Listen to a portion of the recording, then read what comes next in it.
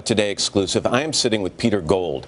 This is a guy whose story we covered back in November of 2015. At the time, he was a medical student at Tulane. He tried to help a woman who was being dragged down a New Orleans street at gunpoint.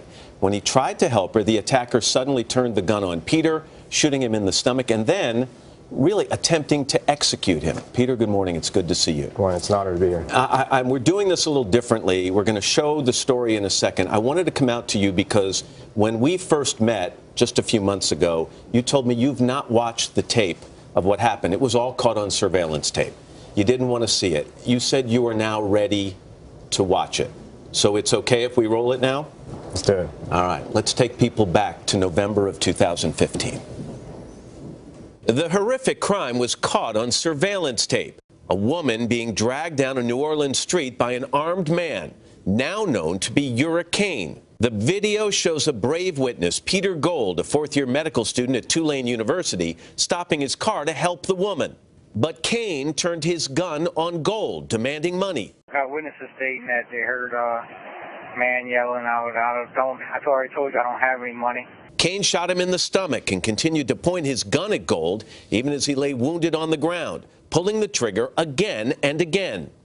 But the gun jammed, sparing Gold's life. The shooter's car and license plate were caught on camera, which ultimately led to his arrest. Kane was convicted on multiple charges and sentenced to 50 years in prison. Peter Gold survived, went on to finish his medical degree, and is now speaking out for the first time. Peter, welcome back again. I just watched you watching that. You just kept shaking your head.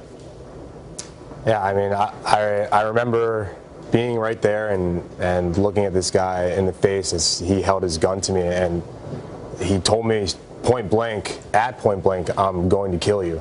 And he shot me in the stomach. I fell to the ground, and watching that and just being able to sit here with you and watch that video, it just makes me feel so lucky and so happy to be able to share this moment with you and to be able to spend time with friends and family. That gun worked as it was designed to work the first time he pulled the trigger. It got you in the stomach, and then even as he continued to pull the trigger with the gun pointed directly at your head, it jammed. How many times have you asked yourself, why did the gun jam on those next attempts?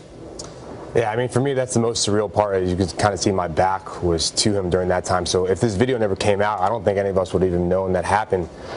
And I just think it's a question we can continue to ask, but I'm just very lucky and fortunate to be able to come out of that alive. How are you? That bullet to the stomach did a lot of damage. How are you feeling? I feel great. I mean, luckily, there's nothing that affects me day to day. I have to give credit to Dr. Meg Moore and Dr. Mooney at University Medical Center at Tulane in New Orleans. They took absolute care of me, and it's an incredible miracle. And you've had an incredible year since then. You got your medical degree. You're finishing up an internship year of orthopedic surgery residency at a hospital not far from here. How often do you go back and think about that day? I mean, I think about that day every single day of my life. There's not a day that passes by. There are a lot of people in this country that are affected by gun violence, and there are a lot of people watching here today that know somebody that's been affected or have been affected themselves. And to be sitting here talking to you and have this voice, I hope I'm not only speaking for myself, but speaking for some of them as well too. You wanted to speak and give a statement at the sentencing of the man who shot you. Can I read a little portion of what you said? I woke up 2 days later in the hospital surrounded by family and a group of best friends.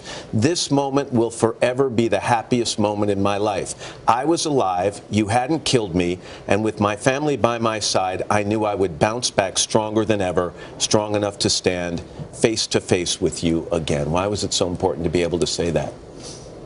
I think that was one of the most silver linings in this entire thing, was when I woke up in the hospital, a group of 10 of my best friends had flown down to New Orleans. My family was there, and it was just such a special moment of recovery to know that you're there with your family and friends and that I was going to be able to get through this. You mentioned your family. I want to remind viewers, at the time you were robbed, shot, and almost killed, you were on the cell phone with your mom. She heard, and actually your dad too, because it was on speakerphone, they heard this entire thing happening to you on the phone. How has this impacted them? I mean, it was completely traumatic, and it's one of the things I said to him in court too. That that when someone's action, you do something, it causes more than just that direct action. It's a ripple effect to everybody else. And originally, this was traumatic for my friends and family, and all of us are looking forward and trying to do something positive with what's happened here. You were on that sidewalk that night because you stopped to help someone you didn't even know who was in trouble. There is no question you are a hero. Would you today stop to do the same thing?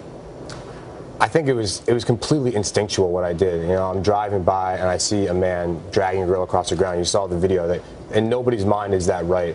And I hope if I'm faced with the same situation that I would act again to help out somebody in need. You want to make good out of this. You're starting a foundation called Strong City. You want to help young people who fall through the cracks.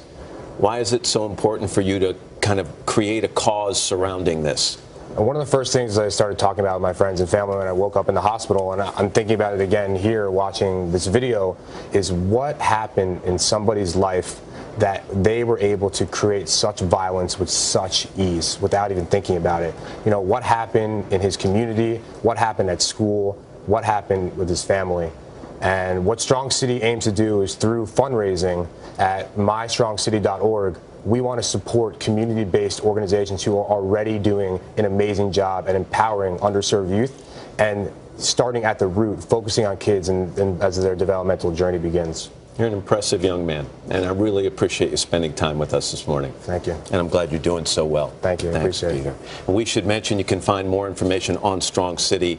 It's on our website, today.com. Hello, Today fans. Thanks for checking out our YouTube channel. Subscribe by clicking that button down there and click on any of the videos over here to watch the latest interviews, show highlights, and digital exclusives.